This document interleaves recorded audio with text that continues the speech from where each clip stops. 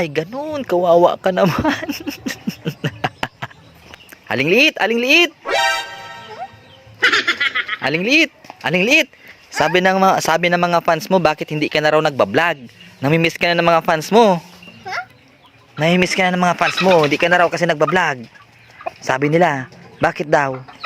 Hindi naman panood. Ay, hindi ka nila pinapanood, kaya di ka na nagba-vlog. Ayaw mo na? Apa, Ay, ganun. Ay, kaya pala hindi ka na masyado nagba-vlog kasi hindi naman nila pinapanood masyado ang vlog mo. Ay, kawawa ka naman.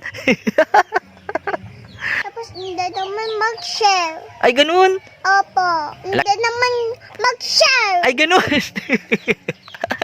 Kaya ayaw mo ng vlog kasi bukod sa wala na sa'yo masyado nanonood, hindi pa sila nagsishare. Apa, Ay, ganun. Kawawa ka naman. Kaya pala parang nagtatampo ka sa mga viewers mo. Ay, hindi naman siguro ganun. Aling liit.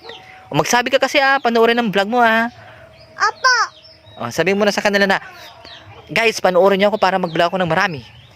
guys, pawin mo na ako.